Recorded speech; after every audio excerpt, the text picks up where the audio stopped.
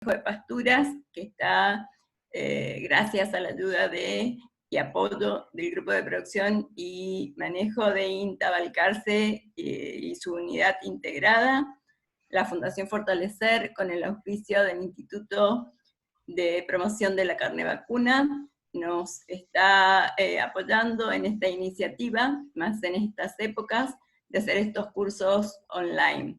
Así que le agradecemos a Pablo, que en esta oportunidad nos va a dar la capacitación del módulo 3 de manejo de pasturas. Muchas gracias, Pablo, y es toda tuya la pantalla. Bueno, muchas gracias, Cecilia. Ante todo, agradecer a la gente de la Federación Agraria y a la Fundación Fortalecer por esta invitación. Por supuesto a vos por todo el trabajo que has hecho en la organización de estos módulos, y a la gente de informática de INTA Balcarce, que nos da un apoyo muy importante a la hora de realizar estas charlas virtuales.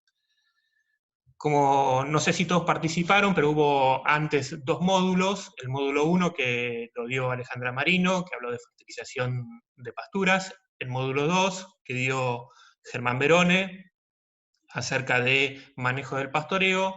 Y este módulo 3 que vamos a hablar de la importancia del agua y la ambientación en pasturas. Quiero aclarar que muchas de las cosas que vamos a hablar en esta hora y media, 2 horas, siempre se refieren a lo que es la región centro-sur de la provincia de Buenos Aires, o sea, las características edafoclimáticas de esta región. Haciendo esa salvedad, iniciamos. Vamos a hacer un pequeño raconto de lo que es un balance de agua. Vamos a hablar de cómo el agua influye en siembra, fertilización y producción de forraje. ¿Qué experiencias en delimitación a nivel experimental hemos hecho en delimitación de ambientes? ¿Qué herramientas puede utilizar el productor agropecuario para delimitar esos ambientes? Y cómo influye la ambientación en buenas prácticas de manejo, como son la siembra o la fertilización.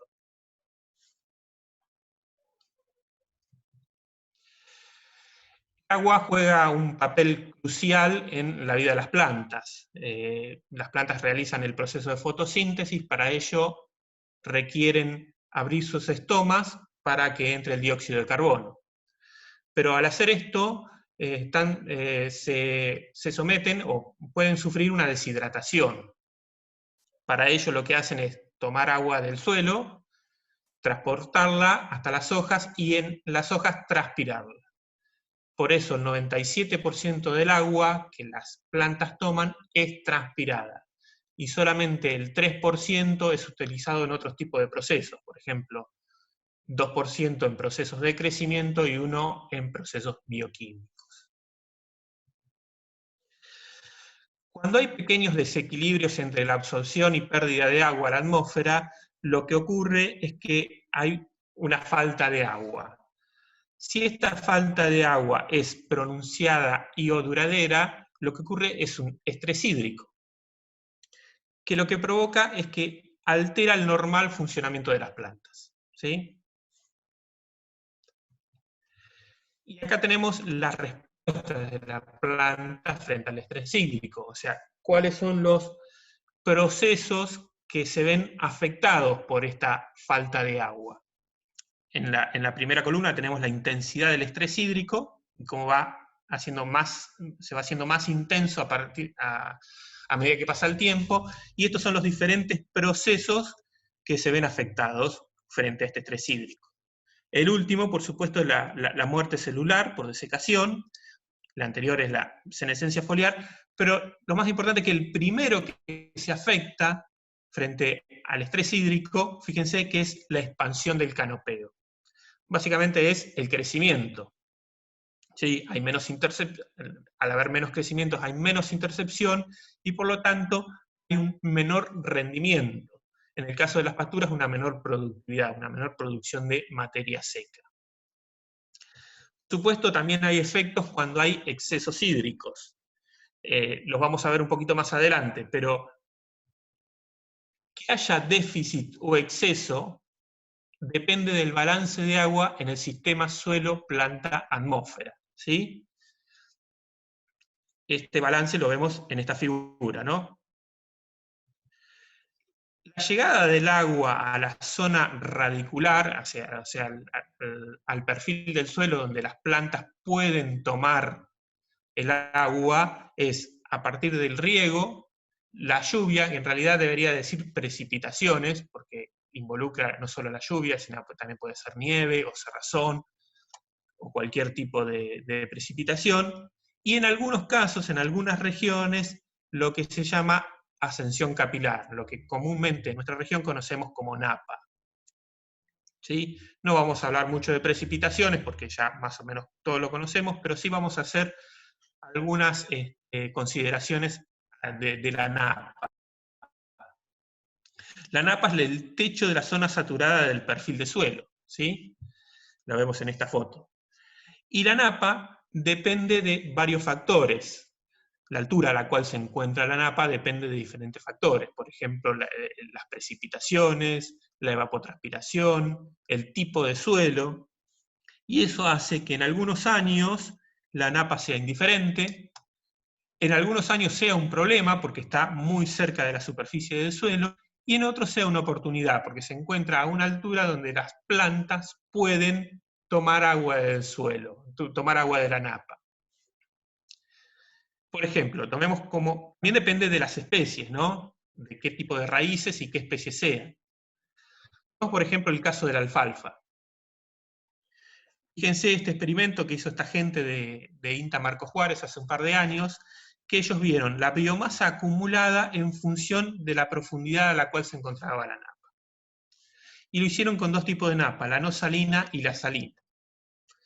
Fíjense que cuando la napa es no salina, la biomasa producida, cuando la napa está a 25 o a 75 centímetros de profundidad, es muy escasa. ¿Por qué? Porque en este caso la alfalfa no tolera excesos hídricos, por lo tanto es un problema.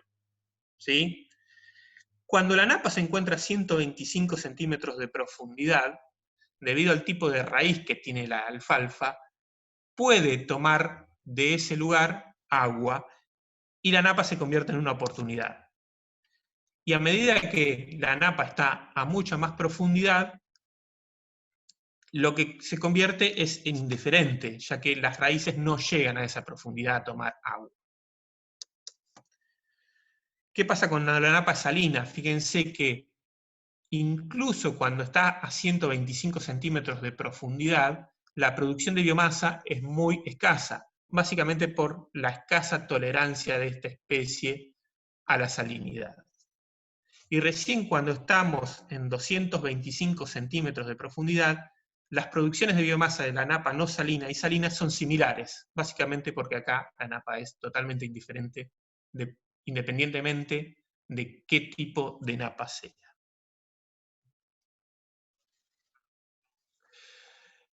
Sea un problema o sea una oportunidad, depende mucho de qué estemos haciendo a nivel de cuenca. Por ejemplo, fíjense lo que pasa cuando a nivel de cuenca predominan las pasturas. La napa está mucho más profunda que cuando a nivel de cuenca predomina el monocultivo. Y cuando predomina el monocultivo, lo que tenemos es que está muchas veces muy cerca de la superficie y por lo tanto es un problema. Esto se da porque la pastura tiene mucha mayor capacidad de evapotranspirar que el monocultivo. Entonces mantiene la napa a una profundidad que es o indiferente o es una oportunidad. Ahora bien, vimos que las precipitaciones, y en algunos casos, en algunas regiones, la napa permite la llegada del agua a la zona radicular, o sea, son los aportes. La demanda de agua, o sea, el regreso del agua a la atmósfera se da a través de dos procesos, el de evaporación y el de transpiración. Juntos, si los juntamos, estamos hablando de la evapotranspiración. Si tenemos la oferta, o sea, las precipitaciones, que en general es el componente más principal, y tenemos la demanda, o sea, la evapotranspiración, lo que podemos hacer es un primer balance o acercamiento, el cual se puede obtener muy fácilmente, porque desde cualquier estación meteorológica tenemos estas dos variables, la ETP y las lluvias. Sin embargo, la disponibilidad de agua va a depender fuertemente del tipo de suelo de cada sitio particular, o sea, de la capacidad del suelo de almacenar agua, no solamente de las precipitaciones y de la ETP. Y la capacidad de almacenar agua del suelo depende de algunas variables físicas del suelo o químicas, como por ejemplo la textura, la profundidad del suelo. En nuestra región tenemos la tosca muy cerca de la superficie en algunos lugares, la presencia de horizontes BT, que son aquellos horizontes extremadamente arcillosos que impiden que el agua baje, o tienen el agua tan fuertemente retenida que las plantas no lo pueden tomar, no pueden tomar el agua. O limitaciones químicas, como son la presencia de sodio, que se da en muchas oportunidades en los suelos de nuestra región, en los suelos ganaderos de nuestra región, ¿no? Si nosotros tenemos datos de suelo y además tenemos datos de cultivo, no quiero entrar mucho en tema, pero si tenemos los coeficientes de cultivo de lo que estamos haciendo, si era una pastura, si era un maíz, si era un trigo, podemos construir un balance como el que mostramos en esta figura, ¿no? En donde la línea bordó representa el almacenaje real en el suelo. Fíjense que si el almacenaje real está por debajo del 50% del límite mínimo, por debajo del 50% del límite máximo, la planta va a entrar en estrés hídrico. ¿Sí? Esta información muchas veces es brindada por algunas instituciones, como por ejemplo el Instituto de Clima, de Clima y Agua del INTA Castelar, brinda cada 15 días el porcentaje de agua en el suelo con respecto al máximo para toda la región pampeana. Fíjense, este es el más nuevo que hay, creo, que va de un periodo del 21 al 30 de abril de 2020. Como ven, hoy en día la disponibilidad de agua está muy cerca a capacidad de campo.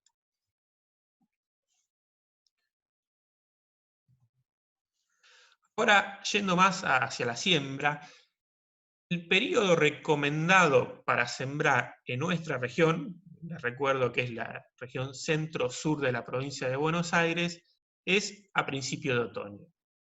Principalmente los primeros 15 días de marzo.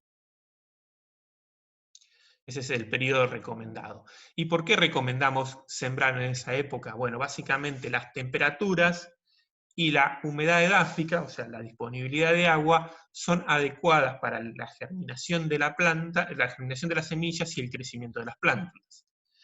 O sea, no hay ni excesos hídricos, generalmente, por supuesto, ni excesos ni déficit hídricos. O sea,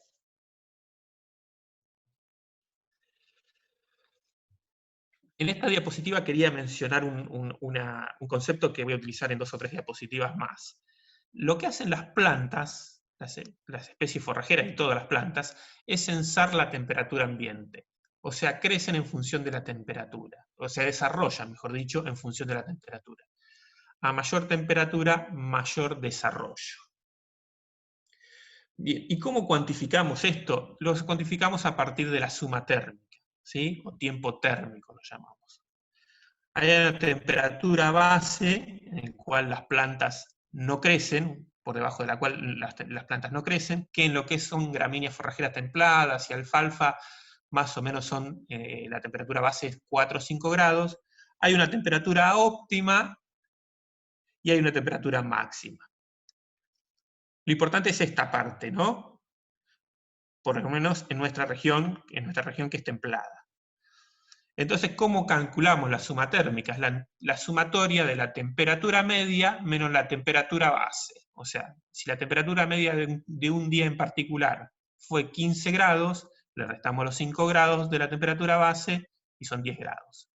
Otro día 16 menos 5, 11, 20 menos 5, 15, y así sucesivamente, hasta que obtenemos la sumatoria térmica para este periodo de 4 días de 53 grados centígrados día. Por ejemplo, el agropiro necesita de 600 a 700 grados centígrados día para llegar al inicio del macollaje. Cuanto más alta sea la temperatura en ese periodo, menor el tiempo en días vamos a necesitar para alcanzar esta suma térmica, ¿sí?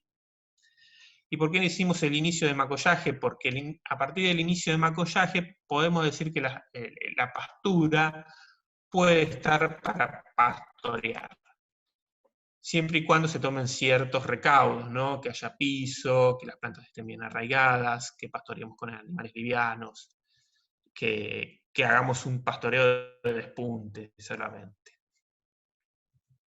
Ahora bien, fíjense en esta figura. Si nosotros sembramos el 1 de marzo, vamos a alcanzar esa suma térmica de 600 a 700 grados día a fines de abril, en 2 meses. La temperatura base en la anterior lo habíamos hecho con 5 grados, en este caso la temperatura base la hicimos con 4 grados. Más o menos en gramíneas anda entre esos dos valores. Quiero agradecer a Arturo, no tengo el apellido acá, que se percató de que había un error acá, está figurado 5 grados de temperatura, y de otros errores que enviamos en el enlace de ratas. Muchas gracias a él. Bueno, volviendo. Sin embargo, si sembramos el 1 de mayo, la sumatoria térmica, los 600, 700 grados días para llegar a macollaje y hipotéticamente iniciar el pastoreo, recién lo vamos a obtener en agosto. O sea, un retraso en la fecha de siembra de 2 meses me retrasa el primer pastoreo 4 meses. Básicamente porque en invierno las temperaturas son mucho menores a las que hay en marzo y abril, ¿no? En marzo y abril son 18 grados, en abril son 14, en junio y en julio rondan los 7, 8 grados. Por lo tanto, el tiempo en días se alarga. Por supuesto. Entonces, atrasos en la fecha de siembra me genera atrasos en la primera utilización, diferencia en la producción de forraje del orden de las 3 toneladas en el primer año, y mayores riesgos. Y acá me quiero centrar en la parte de mayores riesgos. ¿Por qué mayores riesgos?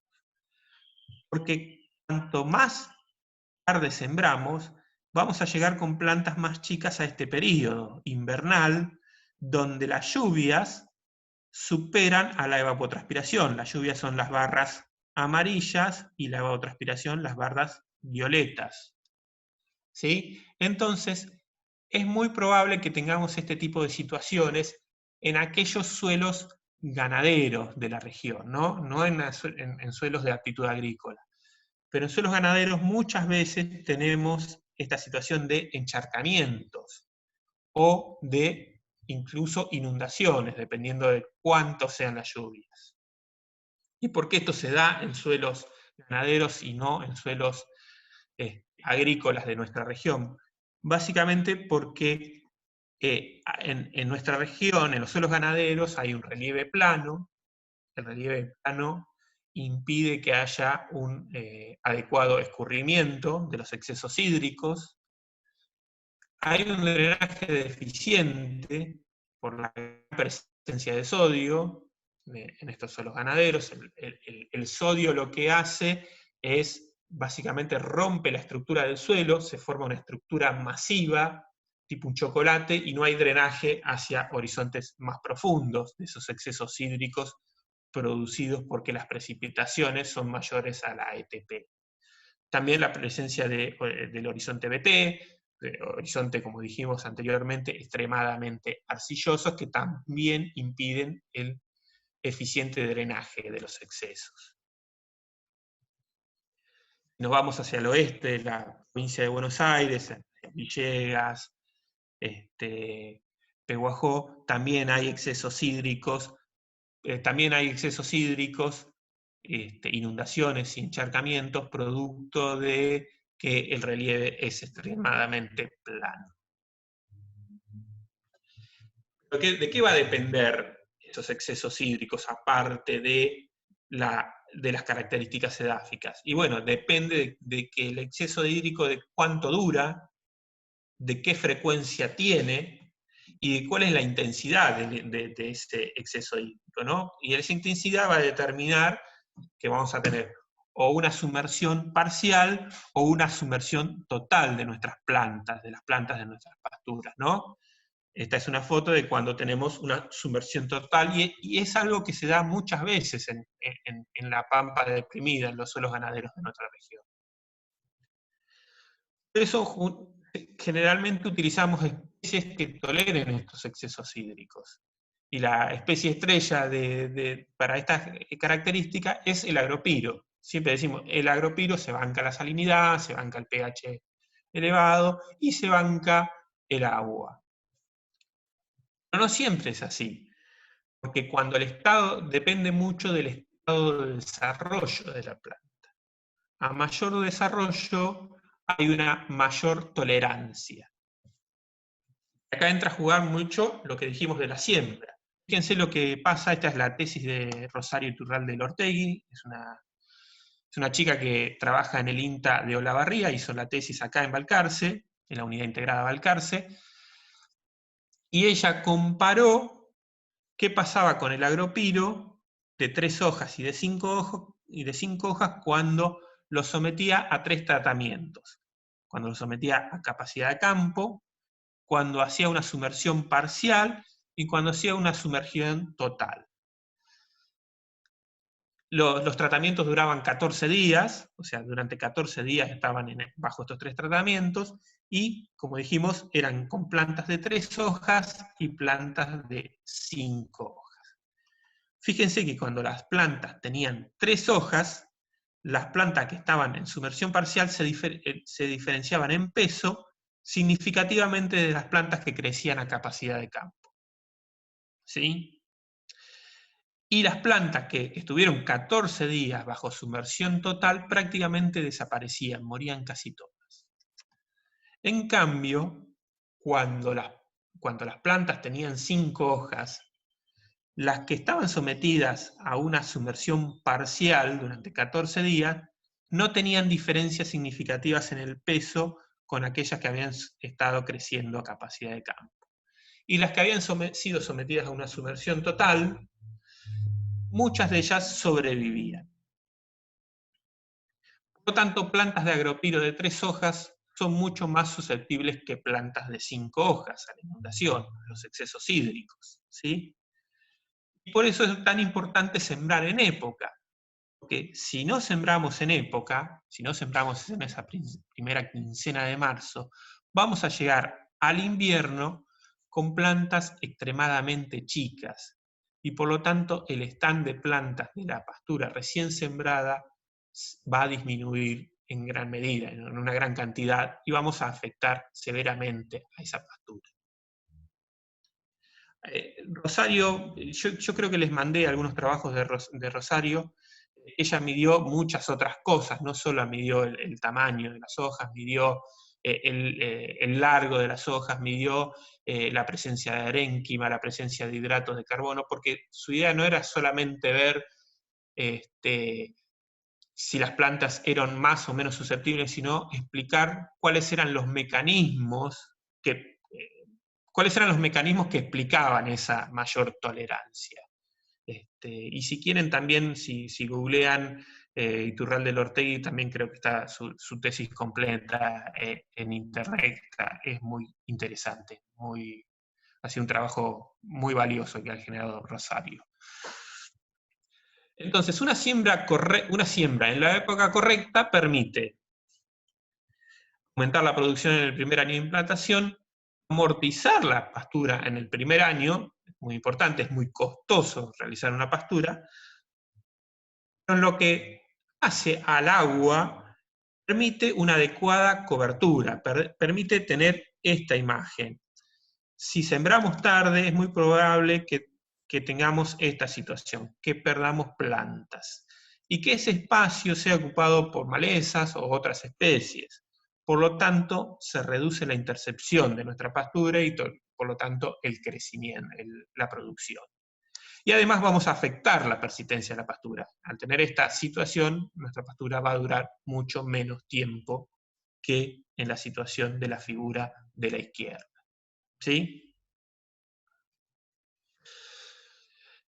Esta figura, lo que vemos son diferentes curvas, es la tasa de crecimiento de forraje, o sea, el crecimiento en función de la época del año, ¿no? Perdón. Fíjense, estos son datos modelados, pero son datos reales, son datos con datos de temperatura y humedad reales, y son 30 años de producción, son 30 años de producción, ¿no? Cada curva representa un año. Fíjense lo que pasa en invierno, las tasas de crecimiento, el crecimiento es muy bajo.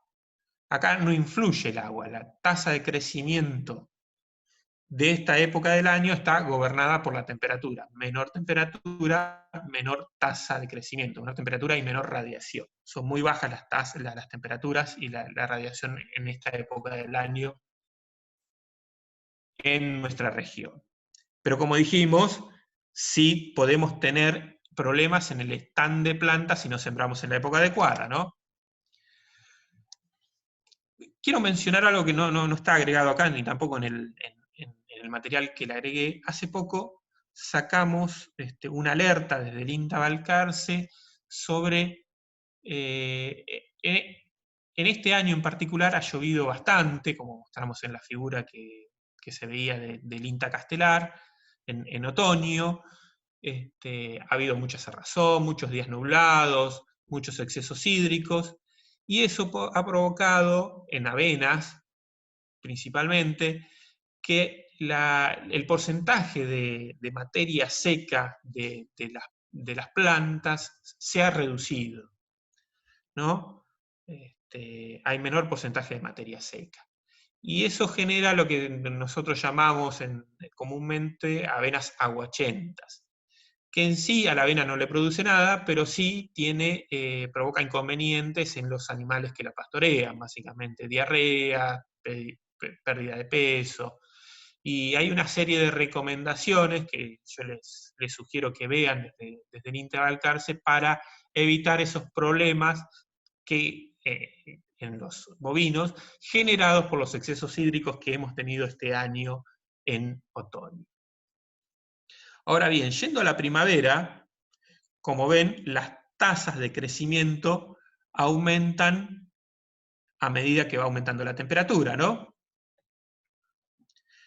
Ahora bien, fíjense que todas las curvas son o la gran mayoría, son muy similares. O sea, no hay una gran diferencia entre años en la tasa de crecimiento durante la primavera. Esto se debe principalmente a que arrancamos la primavera con el perfil del suelo cargado a la salida del invierno, y que las precipitaciones y la ETP dan un balance o neutro o positivo, ¿sí? Y esto lo que nos permite es una adecuada planificación forrajera de lo que vamos a hacer en primavera, ¿sí? La primavera es muy segura en lo que hace a la producción de forraje. Es muy segura para planificar qué es lo que vamos a hacer, cuánto vamos a pastorear, cuánto vamos a dejar para hacer rollos, etc. Por supuesto hay años, como esta línea verde, que no sé qué año será, porque esto se hizo hace un par de añitos, en donde eso no es así. Y un ejemplo claro fue el año pasado, donde tuvimos un severo déficit hídrico en primavera que no se daba hace 50 o 60 años. Pero generalmente la situación normal es esta, muy similares todas las curvas, todos los años. Y ahora fíjense lo que pasa en el verano. En el verano hay una caen las tasas de crecimiento, el crecimiento cae pronunciadamente, y hay una elevada variabilidad en esas tasas, ¿no? Hay años que la tasa de crecimiento cae casi hasta cero, y hay años que no cae tanto. ¿Esto por qué se produce? Porque esta caída se da por la variabilidad, básicamente, de las precipitaciones, porque la ETP no cambia sustancialmente entre años, ¿sí? Ahora, imaginemos que en vez de años, estas 30 curvas son sitios. ¿Cómo sería el comportamiento? En invierno sería igual, básicamente. Seguiría gobernado por la temperatura y el agua no tendría gran influencia. En primavera lo mismo, seguiría siendo igual, porque como dijimos, arrancamos la primavera con el suelo a capacidad de campo, el perfil cargado, y el balance precipitaciones ETP varía mucho. Pero ahora supongamos que vemos verano, y también tendríamos este mismo comportamiento, pero no porque cambie severamente las precipitaciones, porque si nos movemos de acá, de Balcarce a un campo de acá 20 kilómetros, tal vez las precipitaciones no cambien en gran medida. Estos cambios, esta gran variabilidad en la tasa de crecimiento, se debe, cuando hablamos de sitios, a la variabilidad de las propiedades edáficas del suelo o de la topografía. Por ejemplo, vamos a tomar dos suelos, uno con 50 centímetros de profundidad y un suelo con 30 centímetros de profundidad. Hicimos balances de agua para esos dos tipos de suelo y fíjense que la ETM y la ETR no hablé mucho de esto, no hablé nada de esto en realidad, pero quiero que vean que cuando la curva de puntos blancos y la de puntos negros se separan, hay déficit. Y fíjense que en el suelo de 50 centímetros de profundidad, durante toda la primavera no hay déficit, y el déficit recién se inicia en los primeros 10 días de diciembre. Esto es septiembre, octubre, noviembre, diciembre, enero. En cambio, cuando el suelo tiene solo 30 centímetros de profundidad, el déficit hídrico se inicia 20 días antes. O sea, ya 20 días antes tenemos déficit hídrico y por lo tanto menor crecimiento y por lo tanto menor producción de forraje para nuestros animales. Hay maneras de morigerar esto, por supuesto. Siempre está la suplementación, utilizar verdeos de verano, etc. Pero sin salir de lo que es pasturas, lo que podemos utilizar son algunas mezclas de festuca y alfalfa, por ejemplo, festuca mediterránea y alfalfa, siempre y cuando tengamos una parte de nuestro campo con un suelo profundo, con aporte de napa, que no se encharca, y vean lo que produce la mezcla de festuca con alfalfa. La festuca mediterránea produce forraje durante el invierno y durante la primavera, básicamente, y la alfalfa produce forraje durante el verano. Esto es por su capacidad de obtener agua de horizontes muy profundos, mientras que en el verano los horizontes superficiales están secos, ¿no? Esa es una alternativa para mitigar estos inconvenientes que podemos tener durante el verano, ¿no? Y que estos inconvenientes son muy variables y por lo tanto la planificación forrajera es muy difícil de realizar. Agua y fertilización nitrogenada. Los que escucharon a Alejandra, brevemente les cuento que en nuestra región hay dos periodos adecuados o recomendados para la fertilización nitrogenada. Una es al principio de otoño, marzo, abril, y la otra es a la salida del invierno, agosto principalmente.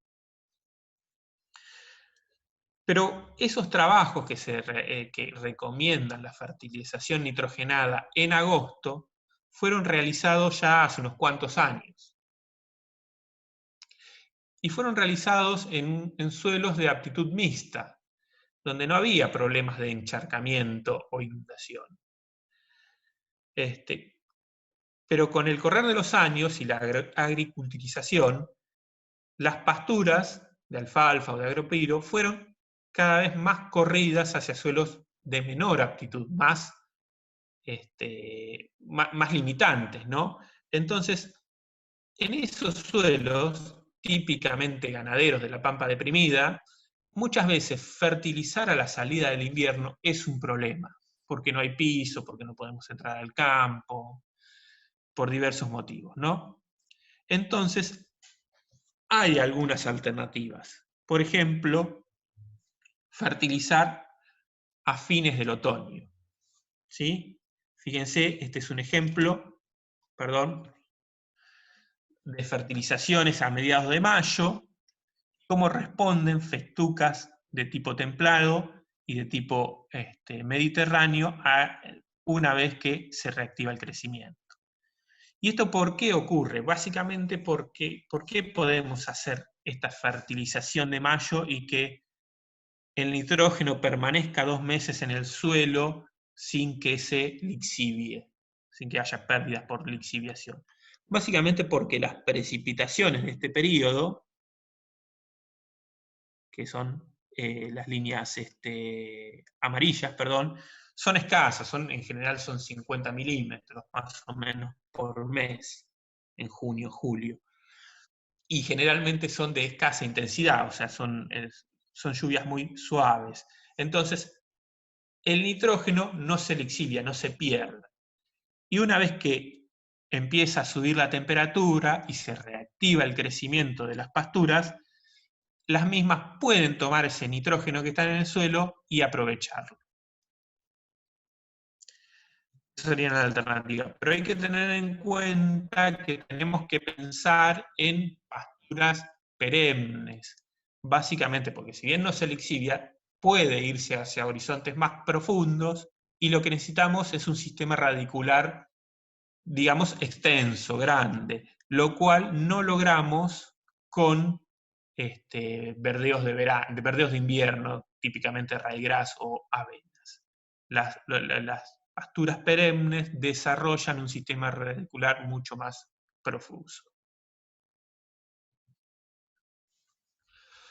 Ahora bien, hablamos bastante de lo que era transpiración, precipitaciones, evaporación, napa. También hay flujo subsuperficial y escorrentía o escurrimiento, como lo llamamos en nuestra región. Y también hay cambios en la profundidad del horizonte A, textura, tosca, sodio, napa. Entonces la pregunta es, ¿el balance de agua varía dentro de un campo o dentro de un lote? Sí, porque todas estas propiedades edáficas y topográficas pueden variar de un lote a otro, incluso dentro de un mismo lote. Y los flujos pueden hacer que el agua vaya desde un lugar hacia otro, desde un lugar alto hacia un lugar más bajo. Y esto se puede dar desde dentro de un campo o un mismo lote. Por lo tanto, se va a alterar estas curvas de crecimiento dentro de un mismo campo. Entonces, ¿podríamos hacer manejos por ambiente en pasturas? La respuesta es sí. Sí, porque todas estas propiedades edáficas y la topografía pueden variar a nivel de lote o campo. La pregunta es ¿qué tan heterogéneos son los lotes ganaderos de nuestra región? Bueno, la verdad es que son muy heterogéneos. Son, como decimos en nuestra región, son muy overos, como lo vemos en la fotito. Hay una altísima variabilidad. Tan alta es la variabilidad que requeriría que hacer un manejo sitio específico de los lotes. La realidad es que eso es intentar correr antes de aprender a caminar, es muy difícil de realizar, ¿no? Estamos años luz de lo que se hace en agricultura de precisión. Entonces, una alternativa es empezar a hacer manejo por ambientes, que es una simplificación del manejo sitio específico. Es delimitar zonas, las llamamos zonas de manejo, que tienen potenciales de producción diferentes. ¿Sí? Esto, que acá como lote, se puede hacer también a nivel de establecimiento. Lo que planteamos es simplemente cambiar la escala a la cual estamos trabajando en la actualidad. ¿Sí? O sea, podemos hacer manejo por ambientes a nivel de lote, pero también a nivel de establecimiento. Una de las primeras experiencias que nosotros hicimos fue ver qué tan heterogénea era la producción de pasto, porque dijimos, los suelos de nuestra región son muy heterogéneos. ¿Cómo impacta eso en la producción de pasto? Y en un lote que tenía implantada una pastura de agropiro, que ya tenía 3 o 4 añitos, y que en un suelo chelforó, o sea, es un suelo típicamente ganadero de nuestra región, lo que hicimos es marcar 84 puntos en un lote que de solo 7 hectáreas, un lote muy pequeño. Y lo que hacíamos era corte de emparejamiento para que cada uno de estos 84 puntos tuvieran la biomasa inicial, o sea, arrancaran desde el mismo punto, y le aplicábamos a cada punto o área nitrógeno y fósforo sin limitante, no en gran cantidad, para que cada punto expresara su potencial de producción. Y después hacíamos cortes, los hacíamos en primavera. Y fíjense lo que pasaba cuando, cuando llevábamos estos datos a la computadora. Hacíamos un análisis geoestadístico y veíamos que dentro de este lote muy pequeño, apenas 7 hectáreas, había una zona donde en primavera se producían 4.500 kilogramos por hectárea. Había otra zona donde se producía 3.500 y una tercera donde la producción era la mitad del potencial. ¿Esto qué quiere decir? Que sí, que son extremadamente heterogéneos en la producción de pasto.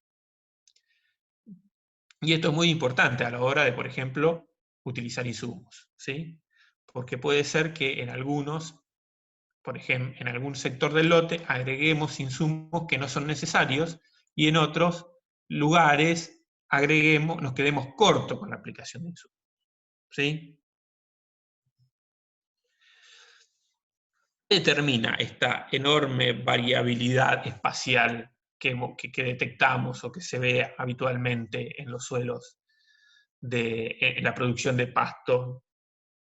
Bueno, lo determinan factores temporales y factores permanentes, principalmente.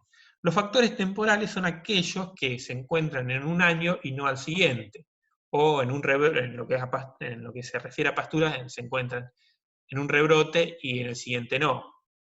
El ejemplo clásico en la agricultura es las fallas en la siembra, ¿no? O alguna enfermedad que ataque localizadamente. ¿Y los factores permanentes cuáles son? Y los atributos topográficos, o la topografía, y las propiedades del suelo, las características edáficas. Esos dos factores determinan la variabilidad espacial. Pero a nosotros no nos interesan mucho los factores temporales, porque como dijimos, pueden estar un año y no al otro.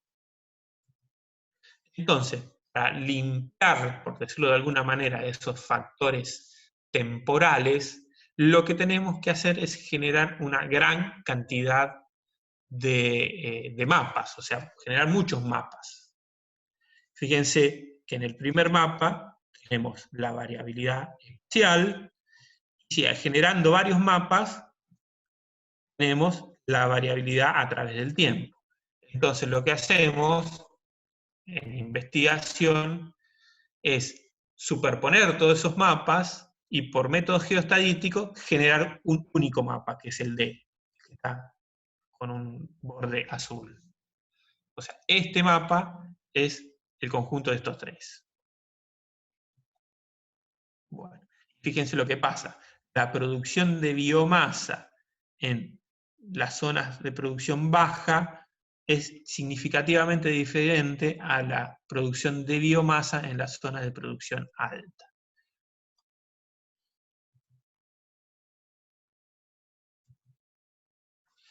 En este caso, esta variabilidad espacial fue determinada por estos factores permanentes, por el pH y el porcentaje de arena. ¿Por qué? ¿Qué hicimos nosotros? Aparte de medir la producción de forraje, lo medíamos en 40 y pico de lugares, en un lote de 5 hectáreas, medimos las propiedades del suelo. Y al hacer una regresión múltiple, determinamos que la biomasa acumulada estaba influenciada por el porcentaje de arena y el pH. Esas eran las dos variables del suelo que determinaban la variabilidad espacial, por lo menos en este lote. Medir esta variabilidad espacial en pasturas es un problema bastante grande. ¿Por qué? En agricultura tienen los monitores de rendimiento, que van acoplados a la cosechadora, entonces pueden generar esos mapas de rendimiento, esos mapas de variabilidad. En nuestro caso, es muy difícil de hacer, básicamente porque el pastoreo lo realizan los animales, y porque en aquellos donde hacemos una cosecha mecánica, el nivel de tecnificación que tenemos en nuestros sistemas es muy bajo. No tenemos este tipo de herramientas que tienen en agricultura, por lo menos tan precisas, ¿no? Lo que podemos hacer es el corte directo, que era lo que hicimos nosotros en las experiencias que les mostré antes, ¿no? Donde cortábamos a 84 puntos. Pero tiene una dificultad, requiere mucho tiempo, requiere mucho trabajo. Por lo tanto, no es algo que a nivel de comercial pueda ser factible de realizar. Por supuesto, hay alternativas, hay métodos indirectos que permiten realizar una mayor toma de datos que el corte directo. Por ejemplo, medir con un pasturómetro o medir la altura de las pasturas. Fíjense que tenemos la ecuación de altura y kilogramos de materia seca producida, esto para una pastura de festuca. Y les quería mostrar esta figura porque próximamente vamos a sacar una cartilla sobre este tema, sobre métodos indirectos para medir la producción de forraje. Esto es muy importante, hay que medir, hay que saber cuánto pasto tenemos, no solo para delimitar ambientes, sino para ver cómo hacemos nuestra planificación forrajera. Hay otros métodos, no solamente la regla o el pasturómetro, hay otros métodos que son mucho más sofisticados, como por ejemplo cámaras multiespectrales montadas en drones, o esto que se llama SIDEX, que es como una U invertida que se lleva por el campo y tiene haces de luz que van pasando por acá y van midiendo la altura del canopeo, de la pastura, ¿sí? Yo les recomiendo una charla que está en este link sobre este tema muy interesante que la dio Juan Insúa. Juan es docente de la Facultad de Ciencias Agrarias y también es parte del CONICET y es parte de nuestro grupo de investigación, del grupo de pastura, de producción y utilización de pasturas. En esta charla, que es de más o menos media hora, Juan describe mucho de estos métodos indirectos. Aparte del dron con la cámara multiespectral o el SIDEX, también hay otras maneras. Por ejemplo, medir la conductividad eléctrica aparente del suelo. La conductividad eléctrica aparente del suelo es un término distinto al que ustedes tal vez conozcan, que es conductividad del extracto de saturación, que es la salinidad que te da el laboratorio cuando uno le lleva la muestra. La conductividad eléctrica aparente es la capacidad que tiene el suelo de transmitir una corriente eléctrica. y se mide con este aparato que se llama Very 3100. Hay otros aparatos que también lo miden, pero este es uno de los más difundidos. ¿Y por qué puede llegar a servir la conductividad eléctrica aparente para delimitar ambientes? Porque está influenciada su medición por estos parámetros de suelo: textura, materia orgánica, pH, humedad. Todos parámetros del suelo que tienen una gran influencia en el crecimiento de las pasturas. No hay muchas, hay empresas que brindan este servicio, sobre todo en agricultura, pero no hay muchas experiencias en ganadería. Algunas de ellas las hicimos nosotros. Por ejemplo, en este lote que tenía implantada una festuca, medimos con la conductividad eléctrica aparente con el Veris 3100, y aparte medimos la producción de biomasa en 42 puntos del lote. El lote apenas tenía 5,75 hectáreas. La producción de forraje la medíamos por corte directo. ¿Sí?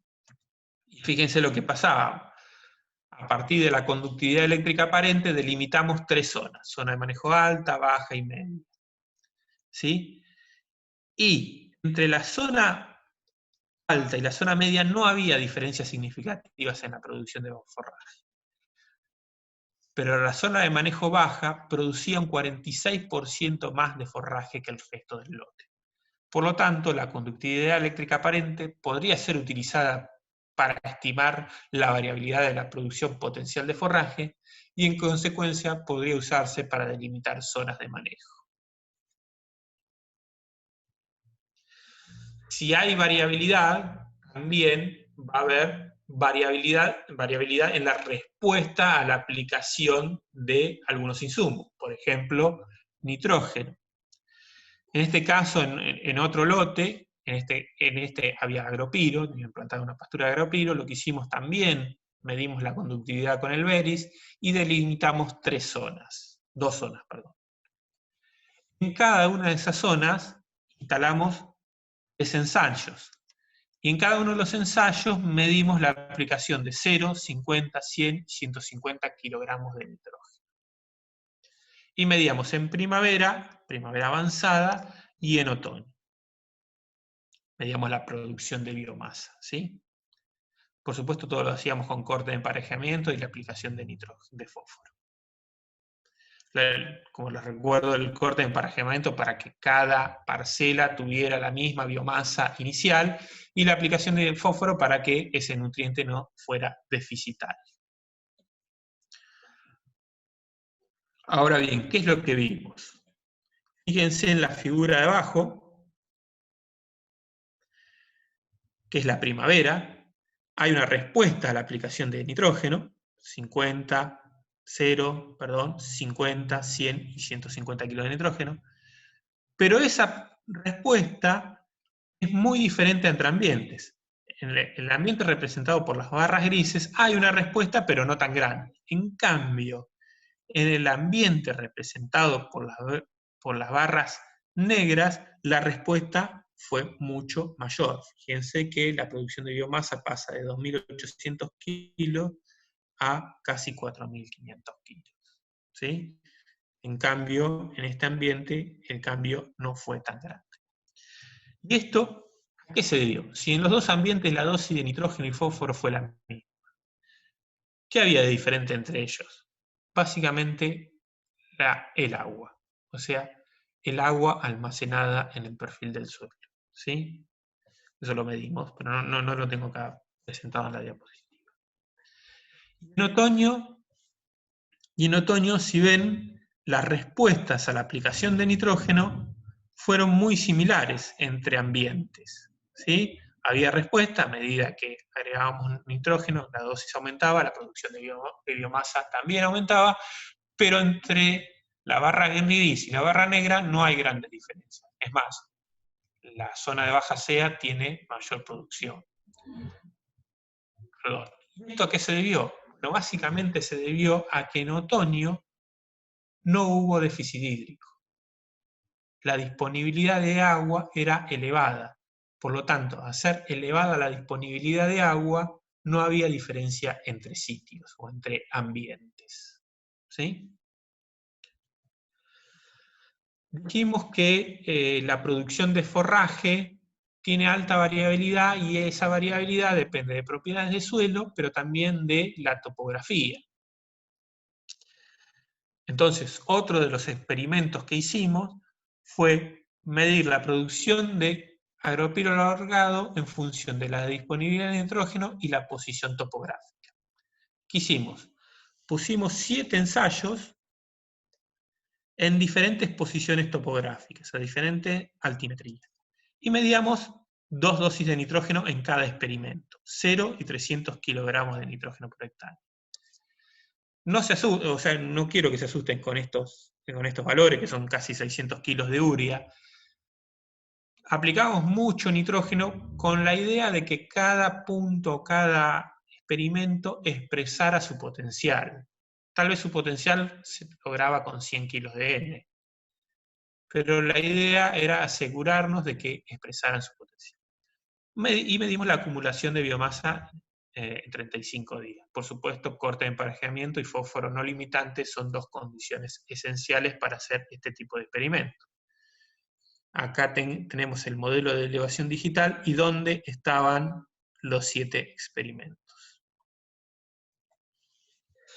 Y lo que vimos, que a medida que la altitud era mayor, la producción de forraje disminuía, ¿sí? Y esto se notaba claramente en el tratamiento fertilizado con nitrógeno. Fíjense que cuando la altitud era de 76 metros, o cercano a los 76 metros, la producción de forraje era de 2.000 kilos, más o menos. Pero con una altitud de 74 metros, la producción de forraje se duplicaba. Nuevamente, ¿a qué se debía esto? Al contenido de agua del suelo. El contenido de agua en el suelo fue mucho más alto en zonas bajas.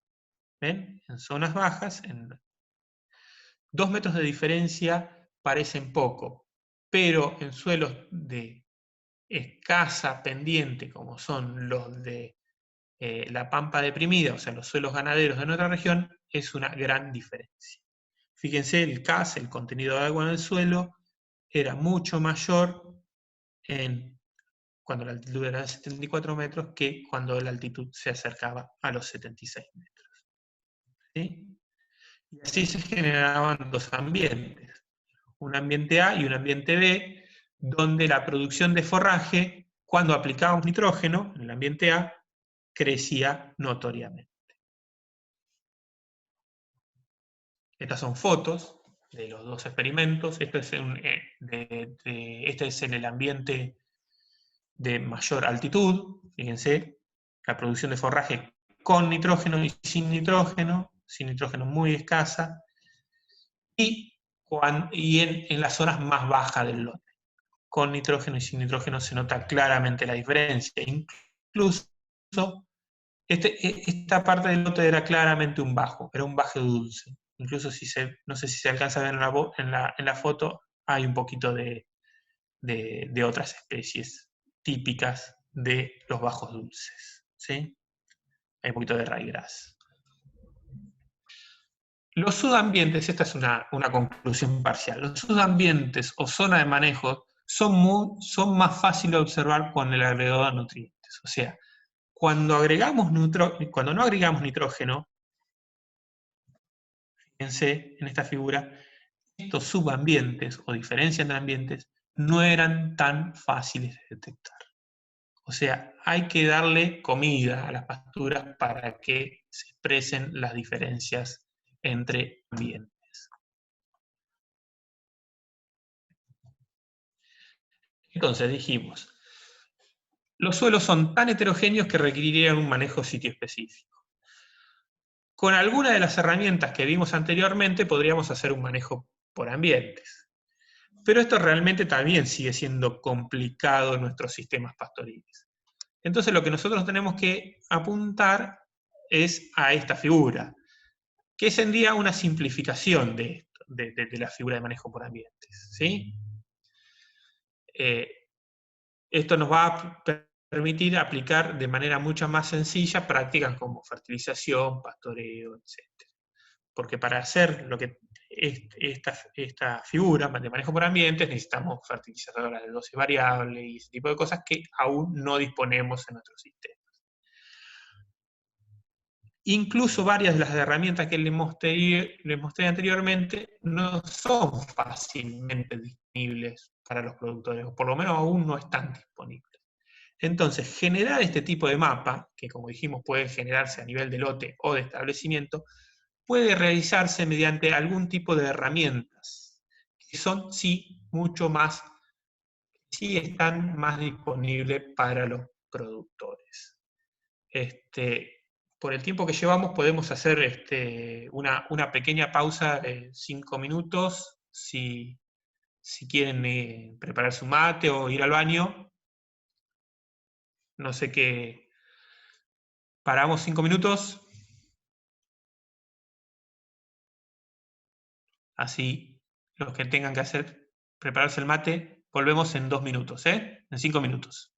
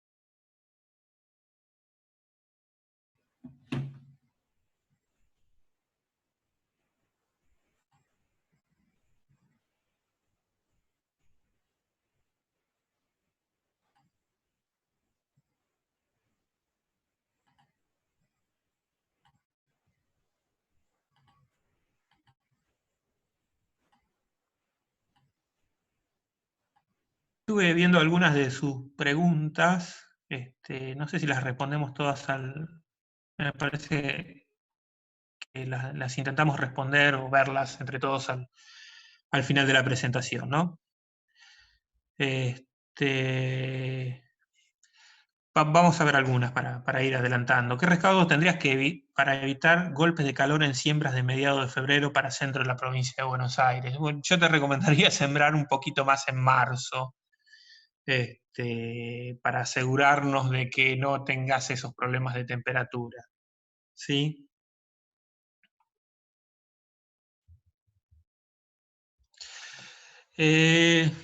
Al echar nitrógeno en el periodo de invierno, no tenemos ningún problema con problemas de heladas. No, en realidad no creo que sea un problema. En general, echás el nitrógeno y se debería incorporar rápidamente si hay humedad en el suelo. Esta recomendación ya tiene un montón de años y es una recomendación que permite adelantar la producción de forraje en el invierno.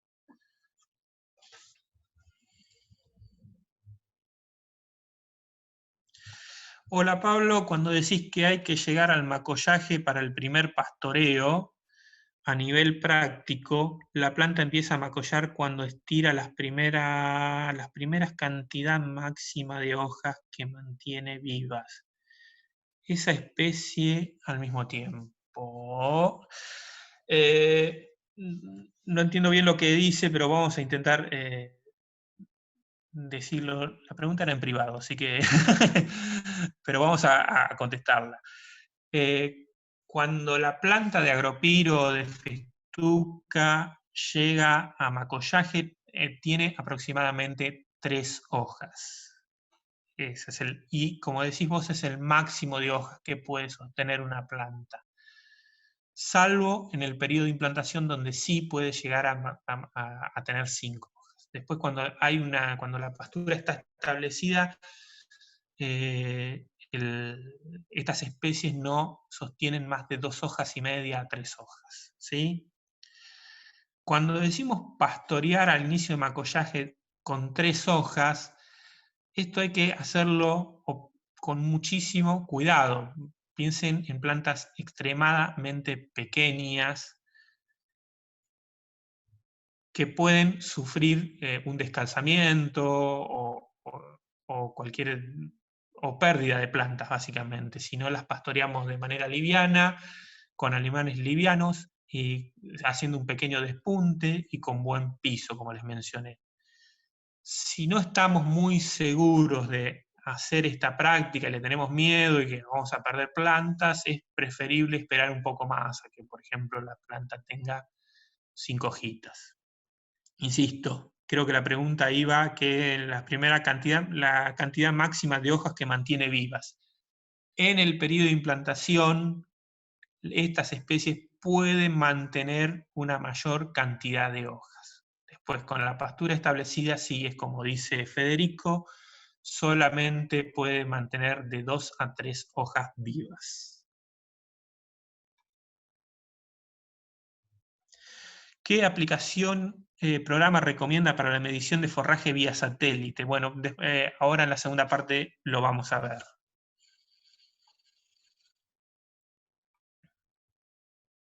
Y cuando hablas de lograr cobertura antes de invierno, haciendo referencia al encharcamiento, ¿eso sería porque esperás perder plantas y para no quedarte con muy pocas, o porque esa cobertura hace algún efecto sobre el agua? Evapotranspiración, básicamente lo que espero no es lograr cobertura, sino plantas más grandes, o sea, con mayor tamaño y mayor desarrollo radicular. Rosario lo muestra muy claramente. Las plantas, cuando sufren el encharcamiento o la inundación, intentan crecer o intentan salir del agua, ¿sí? Para no sufrir la pérdida de oxígeno. Si las plantas son muy pequeñas, no van a poder salir a la superficie y evitar ese encharcamiento. No era tanto la cobertura y no iba tanto por la evaporación o la evapotranspiración. Pablo, es muy interesante el trabajo, esto ya lo leí, pero es más personal. Después le contesto a Julián Torres. Julián, sí, por supuesto, nos encantaría trabajar con ustedes. En primavera, en el ensayo con agropiro en las zonas de manejo alta, ¿en qué hubiera influenciado la conductividad? En primavera, en el ensayo de agropiro en la zona de manejo alta, si no hubiera habido restricción hídrica. Básicamente nosotros no sé si lo mencioné en la presentación, lo hicimos en primavera avanzada, el experimento, básicamente para que hubiera restricción hídrica, porque si lo hacíamos al inicio de la primavera, era muy posible que no tuviéramos esa restricción hídrica y no hubiéramos tenido diferencias entre zonas en la producción. en la respuesta al nitrógeno, la medición de conductividad hubiera sido la misma y hubiera estado influenciado por otros parámetros, como por ejemplo la salinidad o el pH. La salinidad tiene una gran influencia en las mediciones de conductividad eléctrica aparente. La siguiente pregunta, ¿cuál fue el valor de la conductividad por el cual se separó entre zona alta y zona baja? Los valores por ahí no son tan importantes. El valor absoluto de conductividad eléctrica por ahí no es tan importante, porque puede estar influenciado por una gran cantidad de factores que lo hacen variar muchísimo, por ejemplo, de año a año. Pero lo importante es que si bien los valores absolutos cambian, los patrones de conductividad se mantienen a través del tiempo. No sé si me estoy explicando bien con la respuesta que te estoy dando. O sea, en un año dado o en una temporada dada, por ahí tenés en una zona baja, no sé, 20 de conductividad y en la zona alta de 40. Y en otra temporada o en otro momento del año tenés 50 en la baja y 80 en la alta. Pero lo importante es que cuando vos construís los mapas son muy similares, o sea, los patrones de variabilidad se mantienen. ¿Sí? Ya te dije, la conductividad puede estar influenciada, por ejemplo, por pulsos de salinidad que hacen que varíe en gran medida los valores absolutos. Por eso es una herramienta factible de utilizar y la utilizan mucho en agricultura por estos patrones que más o menos se mantienen a través del tiempo. Esto lo demostraron Peralta y Costa, que trabajaron hace algunos años acá en la Unidad Integrada Balcarce, en agricultura, ¿no? Nahuel Peralta, que ya no está más con nosotros, pero trabaja para Bayer, midió conductividad en muchas épocas, en muchos años, y sus patrones y los valores absolutos cambiaban, pero los patrones se mantenían. Hay trabajos en la web que pueden bajar si les interesa. Nahuel Peralta y José Luis Costa eran los autores. ¿Alguien sabe cómo funciona el altavoz? Bueno. No tendría que ser al revés, más respuesta a la fertilización cuanto menos conductividad. A ver, tendría que ver la figura, pero había mayor respuesta a la conductividad cuanto menor cantidad de agua había. Con cuanto mayor cantidad de agua. A ver si busco la figura.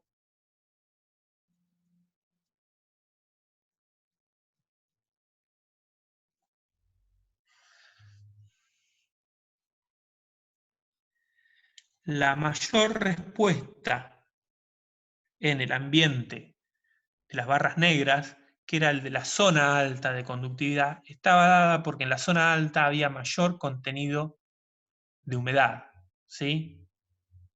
Entonces, ese mayor contenido de humedad era el que determinaba la mayor conductividad eléctrica aparente. O sea, como dijimos, aparte de medir la conductividad, hay que medir propiedades del suelo, hay que hacer un muestreo del suelo, para determinar cuál es la propiedad de suelo que está determinando que haya alta o baja conductividad en el suelo. ¿Sí? Espero haber podido responder la pregunta.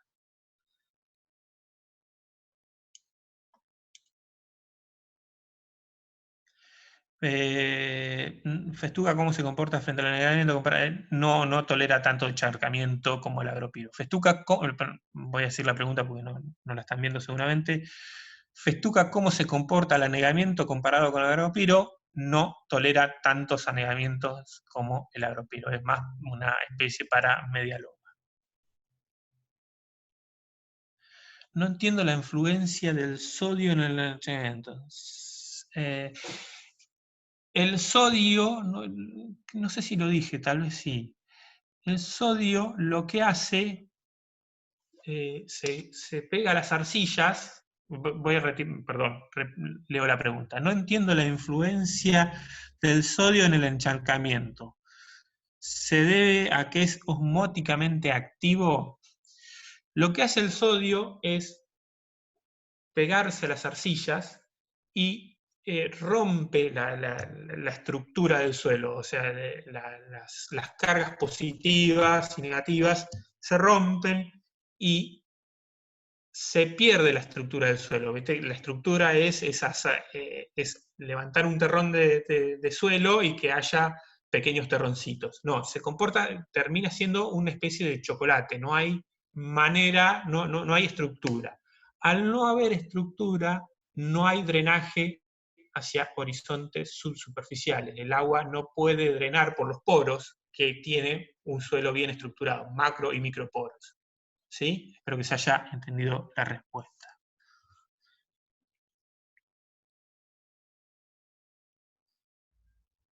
Fíjate de salir de la charla y en el blanco poné que tome el audio de internet. En la imagen que se veía con el agregado era más fácil de determinar. En la imagen se veía que con el agregado de nitrógeno era más fácil de delimitar ambientes. Sí, correcto. Pero ¿cómo separar qué es por efecto mismo de un ambiente diferente o por el agregado de nitrógeno?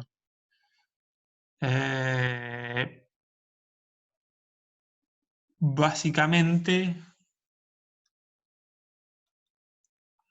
no termino de comprender la pregunta, pero vamos a ver si puedo ver la figura. En la imagen se veía que con el agregado de nitrógeno era más fácil delimitar ambientes.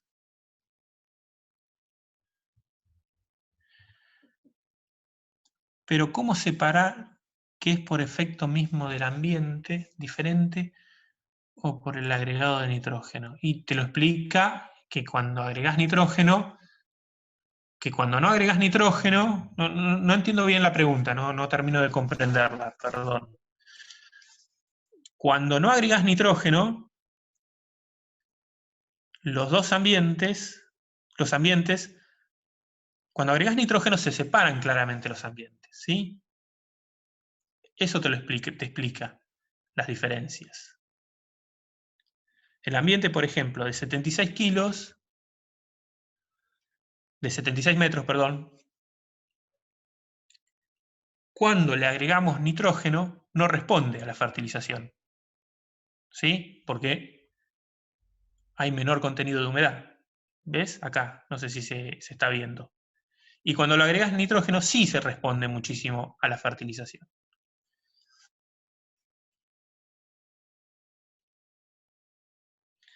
Hola Pablo, soy de La Pampa, acá los suelos son bastante duros y con la tosca muy cerca y las lluvias son muy variables. ¿Qué manejo de nitrógeno recomienda? Rodrigo, no tengo ni idea. Si tenés la tosca muy cerca, lo que vas a tener es muchísima menos disponibilidad de agua. Entonces, yo te recomendaría que agregues nitrógeno en el periodo de lluvias, en donde tengas agua, porque generalmente lo que hay entre agua y nitrógeno es una colimitación. Si agrego nitrógeno y no tengo agua, la planta no crece. Y si tengo agua, pero le falta nutrientes, también va a estar muy limitado el crecimiento. Por lo tanto, vos tenés que fertilizar en una época en donde haya una disponibilidad de agua aceptable como para que se produzca ese aprovechamiento de nutrientes, ¿no? Creo que no sé de qué el lugar de La Pampa sos vos, pero hay muchos técnicos en lo que es Intanguil que seguramente te pueden dar una mano muy importante con esto. Bueno, seguimos, después vemos las otras preguntas, seguimos después con la de Daniel Eduardo, ¿sí? Seguimos con la presentación.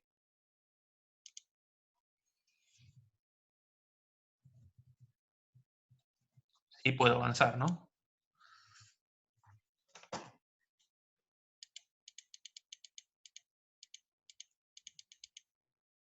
Bueno, dijimos que nos tenemos que valer de ciertas herramientas que son fácilmente disponibles para llegar a este tipo de delimitaciones, ¿no? Que pueden ser a nivel lote o a nivel establecimiento.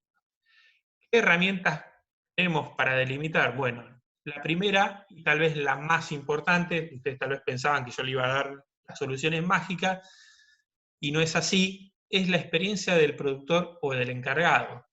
Es la experiencia de la persona que toma decisiones día a día en el campo y que hace 10, 15, 20 años que está en el campo. Nadie conoce los lotes mejor que esta persona, ¿eh?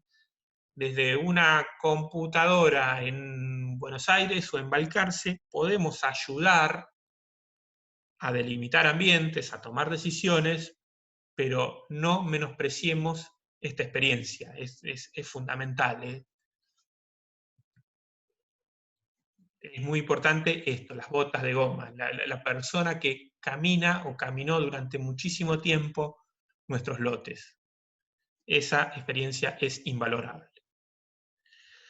Después esa experiencia la podemos complementar con muchas otras herramientas que son de fácil acceso.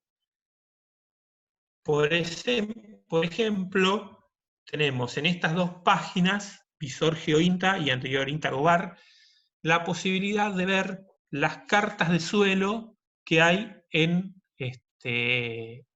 nuestro campo, o sea, el tipo de suelo que hay en nuestros campos. ¿Sí? Les voy a mostrar un pequeño videito de cómo ver qué tipo de suelo hay en nuestro campo a partir de estas dos páginas. ¿Sí?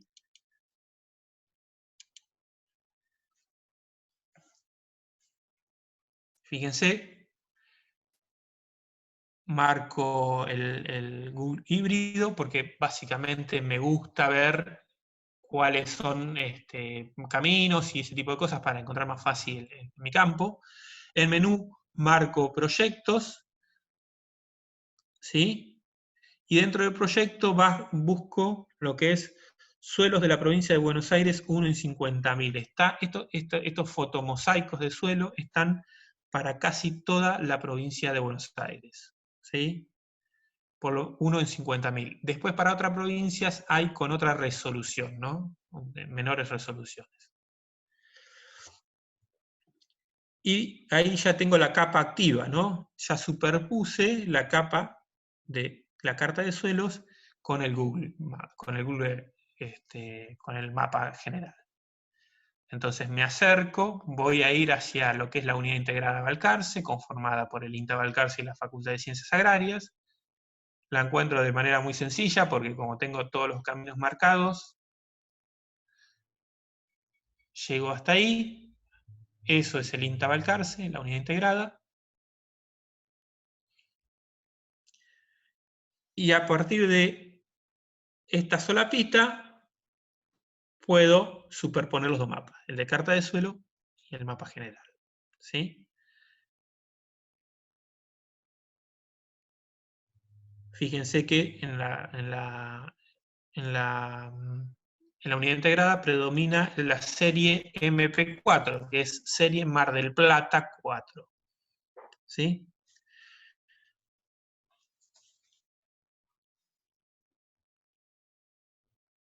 Entonces lo que hago es ir a la otra página,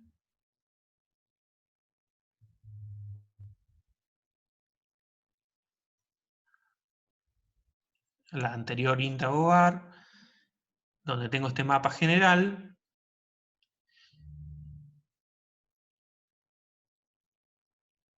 y donde tengo abajo las diferentes series de suelo. Como dijimos, era una serie Mar del Plata. ¿Sí? Entonces busco serie Mar del Plata. Acá en el video se nota que no me sé muy bien el abecedario porque no podía encontrar Mar del Plata.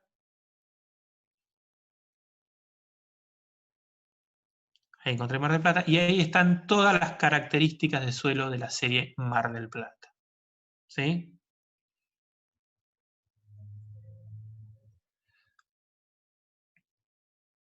Pero como dijimos, era MP4, o sea, era una asociación de suelos. Entonces lo que tengo que hacer es ir al mapa general, buscar el mosaico donde se encuentra el INTA Balcarce, darle clic, es ese mosaico, y dentro de lo que es unidades,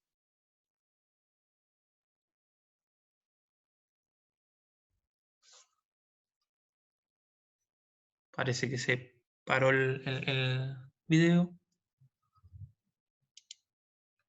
ahí. Dentro de unidades, hago clic en unidades, ¿sí? Y busco la serie, el complejo de suelos MP4. MP4 o era MP8, no recuerdo. MP8, que es un complejo de suelos ligeramente inclinado a serie Mar del Plata y serie Balcarce. O sea, 70% serie Mar del Plata y 30% serie Balcarce. Era MP4, perdón. Era una asociación serie Mar del Plata 70% y Balcarce 30%. Entonces ahora lo que tengo que hacer es volver a la página anterior y buscar las características de la serie Balcarce. Ya las de la serie Mar del Plata ya las había buscado. Fíjense que la serie Balcarce la abrimos y es un argidol petrocálcico. Es un suelo que tiene muy cerca la tosca, más o menos 70 centímetros, 80, un metro. ¿Sí? En cambio, la serie Mar del Plata, si volvemos a ir a la serie Mar del Plata, es un argidol típico sin limitaciones físicas. ¿Sí? Esos son los dos suelos que predominan en la región, en la unidad integrada Balcarce. Y fuimos de nuevo a la serie Mar del Plata, y fíjense, argidol típico no tiene limitaciones de tosca. ¿Sí?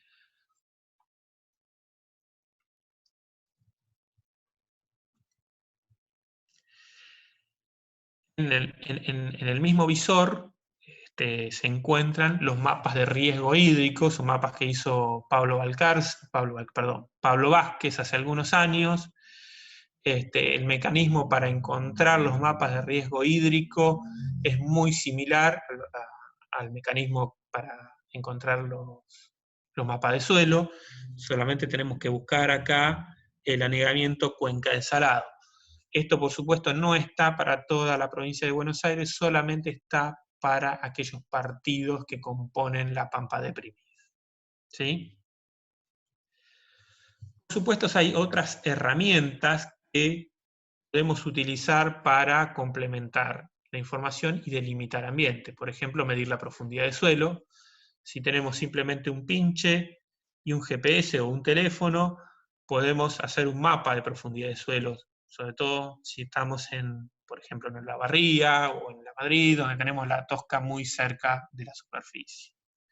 No nos tenemos que olvidar de los muestreos de suelo, creo que esto es fundamental. Hay gente que nunca hizo un muestreo de suelo de sus lotes.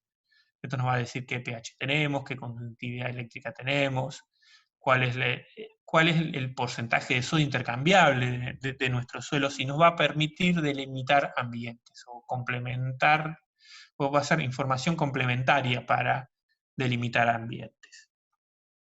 Podemos construir modelos de elevación digital, ya hay empresas que brindan este servicio, esto es un poquito más complejo, pero también ayuda a la delimitación de ambientes. Hay un montón de aplicaciones, de esto ustedes tal vez sepan más que yo, porque aparecen constantemente. Lo importante es saber cuál sirve y cuál no, cuál me brinda una información que me va a permitir delimitar ambientes o ver la variabilidad que tenemos en nuestro suelo. ¿Sí? Fíjense, una de esas aplicaciones se llama Canopeo, está desarrollada por la Universidad de Minnesota y permite ver cuál es la cobertura del suelo, incluso guardar los datos georreferenciados. Esto nos permite ver cuál es la cobertura y delimitar ambientes a partir de ella. ¿Sí?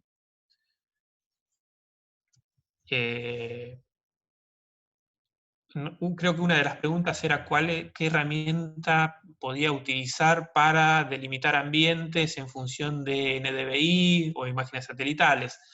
Hay varias, una de las más conocidas es la plataforma Auravant, que nos permite realizar este tipo de cosas, o sea, a partir de índice verde que viene que lo podemos obtener cada 3 o 4 días, podemos llegar a hacer este tipo de delimitaciones, ¿no?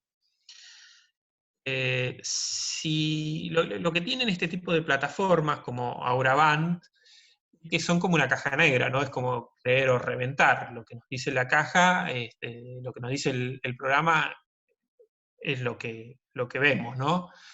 Lo podemos complementar de dos maneras diferentes. Una haciendo un doble muestreo. Eso es fundamental, no solamente creer lo que nos dice la imagen satelital. Hacer el muestreo de corte directo hay que hacerlo, sí o sí. Por lo menos algunos cortes, ¿sí? Si no estamos convencidos de lo que nos dicen este tipo de servicios, podemos obtener directamente nosotros las imágenes, ¿no? Acá les dejo un link de un video que hizo el ingeniero Franco Frola del INTA Bordenave de cómo obtener imágenes de NDVI de nuestros lotes. La verdad que es muy didáctico, muy claro, Franco lo explica muy bien, y si tenemos un mínimo conocimiento de algún programa de geoestadística, podemos generar nuestros propios mapas, ¿sí? Como programas de geoestadística podemos mencionar el ArcGIS, que es pago, aunque hay algunas versiones que están piratas dando vuelta, o QGIS como versión libre. E incluso hay muchas facultades e instituciones que brindan capacitaciones en este tipo de herramientas. Una de ellas es la Facultad de Ciencias Agrarias, hay cursos de GIS para usar este tipo de herramientas. Sin embargo, hay que tener cierto cuidado en lo que respecta a NDVI, índice verde o cualquier otro índice que tomemos a partir de imágenes satelitales o drones, como se puede ver en la charla de Juan Insúa. Porque hay un punto en donde la biomasa sigue aumentando, pero el índice no crece más, ¿sí? Al principio la biomasa aumenta y el NDVI se va incrementando, pero hay un punto que es más o menos 2 toneladas, cuando tomamos la biomasa verde, 2 toneladas y algo, en donde empieza a saturarse. O sea, por más que la biomasa siga incrementándose, el NDVI se mantiene constante. Entonces hay que tener mucho cuidado con este tipo de herramientas al utilizarla, ¿no? Porque podemos estar sacando conclusiones que sean erróneas. Por supuesto, nuevamente hay que pensar en un doble muestreo.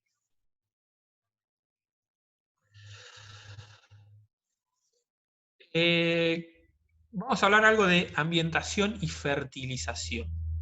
Como mencionamos, Alejandra habló de la fertilización con nitrógeno a la salida del invierno como una de las épocas más recomendadas para el centro-sur de la provincia de Buenos Aires. Fíjense lo que pasa cuando no aplicamos nitrógeno con la acumulación de forraje. O sea, en invierno empieza a crecer lentamente, porque todavía la temperatura no es la adecuada, y a partir de agosto empieza a crecer un poco más, ¿sí? La producción de biomasa. Cuando aplicamos 50 kilos de nitrógeno, la cantidad de biomasa producida aumenta significativamente. Y si aplicamos 100 kilos de nitrógeno, aumenta muchísimo más, ¿no? Pero si ustedes escucharon la charla de Germán Berone, nosotros no queremos entrar a pastorear cuando hay 3.000, 3.500 kilogramos de materia seca, sino que nosotros queremos entrar a pastorear nuestras pasturas cuando hay más o menos una disponibilidad de 2.000 kilos de forraje. Entonces, cuando nosotros agregamos 100 kilos de nitrógeno, lo que hacemos es adelantar un mes la producción de forraje aproximadamente, ¿sí? Esto es importantísimo en una época donde lo que escasea es el forraje, ¿no? ¿Sí? Por eso la llamamos una fertilización estratégica, porque nos da forraje mucho tiempo antes. Por supuesto, la curva a la que le aplicamos 100 kilos de nitrógeno nos va a dar un rebrote más durante la primavera. ¿Sí? Por supuesto, también para lograrlo necesitamos una buena cubierta y fósforo en el suelo, para que haya este tipo de respuesta. Por lo menos 15 ppm, entre 12 y 15 ppm de fósforo. ¿Sí? Acá tenemos una imagen de cómo se verían cuando no aplicamos nitrógeno, cuando aplicamos 50 kilos, cuando aplicamos 100 y cuando aplicamos 200 kilos de nitrógeno. ¿Sí? Creo que una de las preguntas era si las especies de este tipo de gramíneas solamente sostienen entre 2,5 3 hojas. Sí, es cierto, solamente sostienen 3 hojas. Acá lo que pasa es que las hojas se elongan mucho más, o sea, las hojas son mucho más grandes, pero estas plantas siguen teniendo 3 hojas como estas, como estas, como estas. ¿Sí? Ahora bien, ¿qué podemos hacer? ¿Cuál sería el planteo que deberíamos hacer con esta fertilización? Bueno, tendríamos que tomar una parte de la superficie.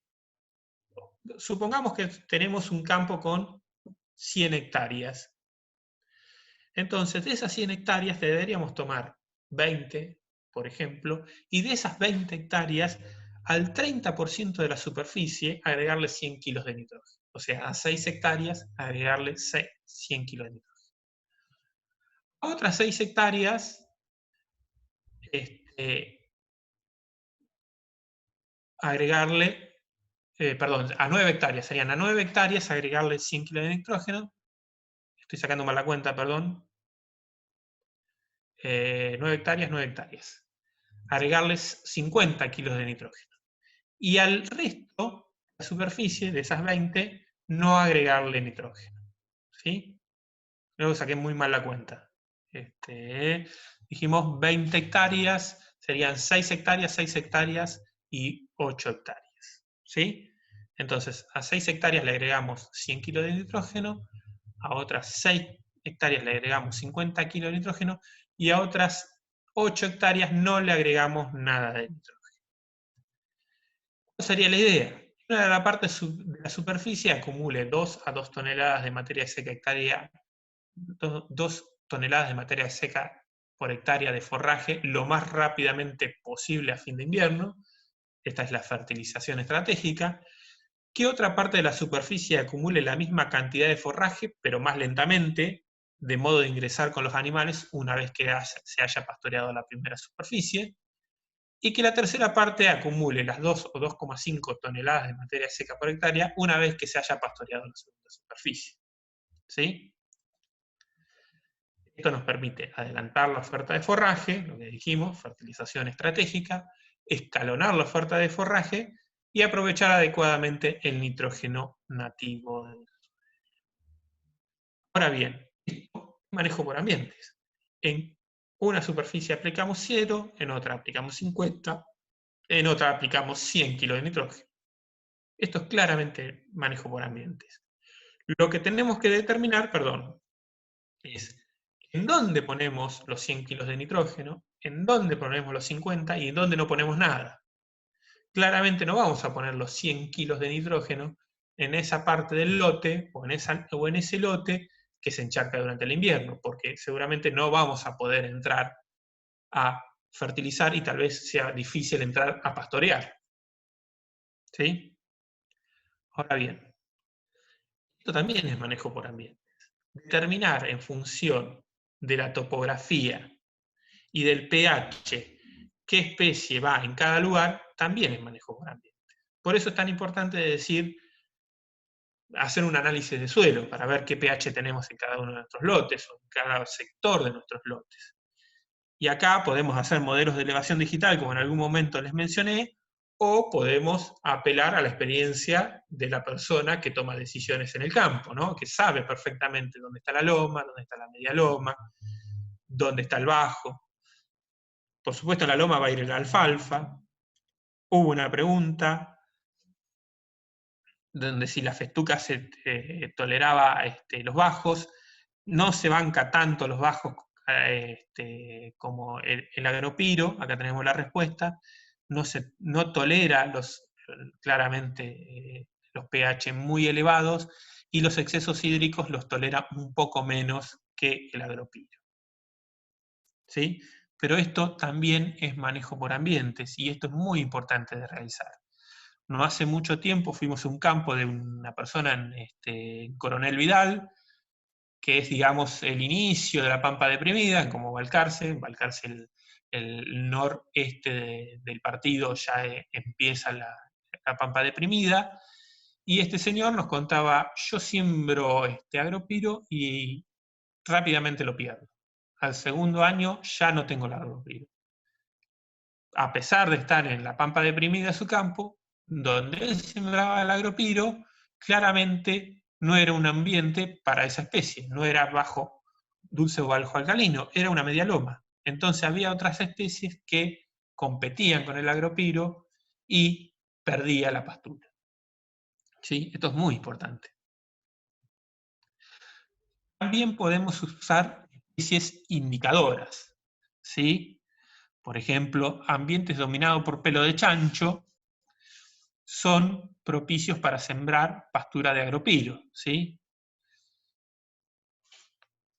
Y si tenemos ambientes dominados por gramón, son ambientes mucho más propicios para la siembra de festuca. Siempre nosotros recomendamos sembrar mezclas simples, no decir, bueno, le voy a echar medio kilo de achicoria para que no. Cuanto más simple es la pastura, la mezcla, más fácil va a ser de manejar, ¿sí? Es más, por ejemplo, si nosotros tenemos una festuca pura, por ejemplo, no vamos a tener problemas con, por ejemplo, que un severo déficit hídrico en verano nos haga perder los tréboles. Y si perdemos el trébol, lo que va a pasar es que el espacio va a ser ocupado por otra especie, y si es ocupado por otra especie va a ser mucho más difícil el control químico. O sea, tiene una gran cantidad de ventajas sembrar pasturas monofíticas, o por lo menos lo más simple posible. 2, a lo sumo 3 especies.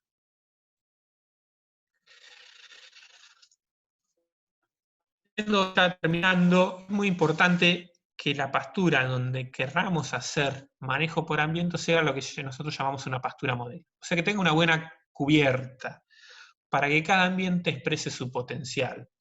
Si claramente no tenemos una buena cubierta en un lugar, ese lugar no es que está produciendo poco porque no estamos haciendo las cosas correctamente, sino porque directamente no tenemos plantas. Entonces, lo que tenemos que partir es de esta pastura modelo.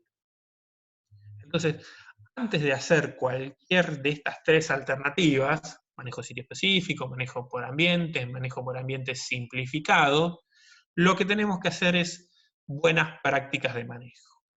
¿Y qué son las buenas prácticas de manejo? Son un conjunto de recomendaciones para la siembra, la fertilización y el pastoreo, muchas de las cuales ya hablaron Alejandra y Germán, nos permiten tener esa pastura modelo, tener pasturas con una buena cubierta. Acá les dejo el link de una cartilla que ya editamos hace un par de años, más producción de carne, menos riesgo y más flexibilidad con pasturas perennes en suelos bajos, en donde se trata todo este tema de las buenas prácticas de manejo, ¿sí? Esto es el paso previo. No podemos pensar en manejo por ambiente si no tenemos buenas pasturas, ¿sí? De conclusiones finales. En lo referido al manejo por ambientes, en agricultura los beneficios han sido demostrados. En pasturas hay mucho por hacerse. Si bien hay gente que ya está trabajando en instituciones públicas o en empresas privadas, estamos lejos de lo que se está haciendo en agricultura, ¿no? Tenemos que avanzar muchísimo más. Hay muchas herramientas. Lo que tenemos que hacer es aprender a utilizarlas, ¿no?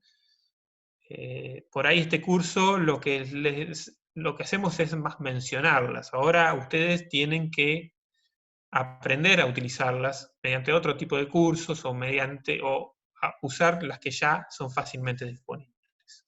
¿Sí? Y por último, un mensaje. El procesador más importante no es el que está dentro de la computadora, sino la persona que maneja la computadora. Muchas veces creemos que la compu nos soluciona todos los problemas que tenemos en nuestro campo. Un par de mensajes finales. Hace poco abrimos un canal de comunicación con el medio, que es una cuenta de Twitter, Pastura Balcarce, @Pastura Balcarce, donde vamos a intentar volcar la información que ya se ha generado en los últimos 10, 15, 20 años, y la nueva, la que vamos generando constantemente. Y por supuesto todo tipo de información relacionado a cursos, jornadas, publicaciones, etc. Les quiero recordar que de este curso organizado por la Fundación Fortalecer y la Federación Agraria hay un cuarto módulo que es de calidad nutritiva de pasturas. No sé si tiene otro nombre, Cecilia, pero creo que es ese. Este módulo, el responsable es Juan Insúa, y se los recomiendo mucho. Juan es muy claro y los temas que tratan son muy importantes.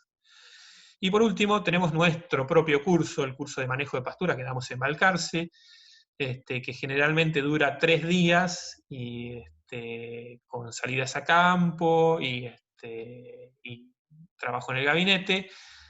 La verdad que no sé cómo se va a dar este año, si se va a dar online o si no se va a dar en función, o se va a dar presencial, en función de cómo siga el tema del coronavirus. Pero bueno, recordárselo que generalmente se da en septiembre, octubre. ¿Sí? Bueno, muchas gracias. Ante cualquier duda, o se pueden dirigir a la cuenta de Twitter, o ese es mi mail, sicore.pabloleandro@intagobar. La semana que viene le vamos a estar enviando la evaluación. Va a ser una evaluación relativamente sencilla. Es para básicamente reafirmar algunos conocimientos que hemos brindado en esta charla. ¿Sí? Vamos a ver alguna pregunta más, si alguno está interesada. No me acuerdo dónde quedamos.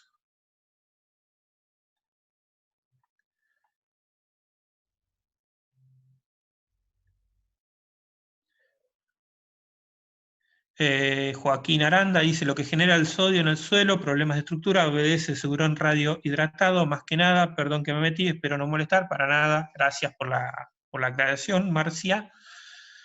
Creo que se refiere a que es una variable constante, igual nitrógeno, la diferencia en que no entiendo lo que decís, Rosario, pero cualquier cosa me envías un mail. ¿Qué fertilización recomienda en Entre Ríos con suelos arcillosos?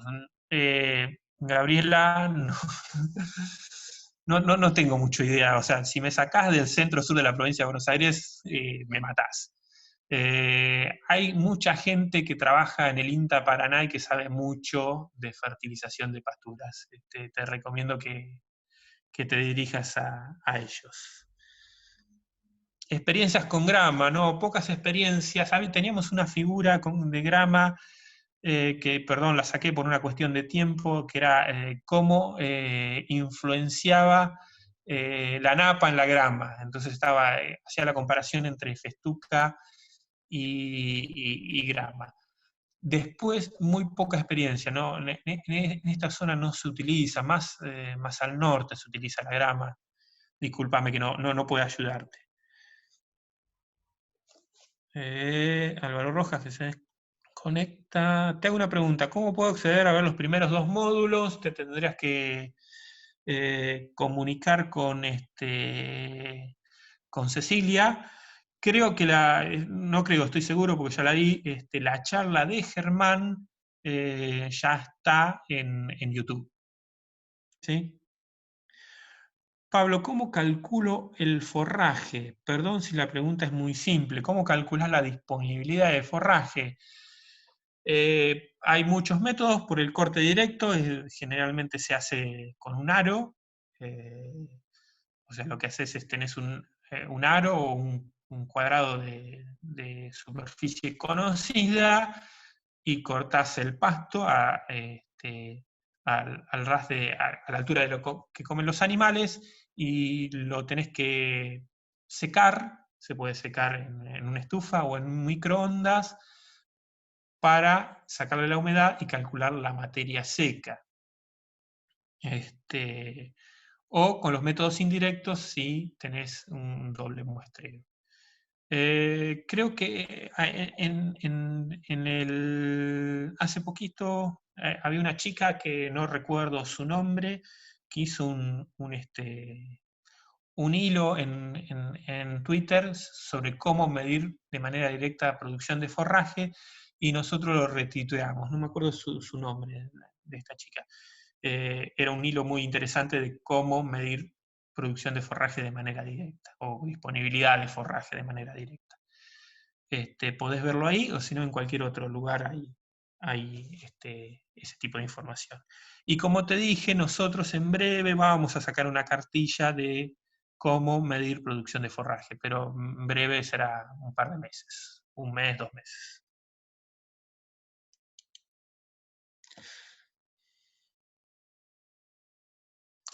La fórmula kilogramo de materia seca por hectárea igual a menos 0,177 por 144, o sea, la regresión lineal, ¿para qué pasto es? Sirve para aproximar siempre, gracias. Esa fórmula está hecha para festuca, si mal no recuerdo, y siempre hay variación entre estaciones de crecimiento. ¿Sí? Hay que calibrarlo en función de la estación de crecimiento y la especie. Martín, espero haberte contestado.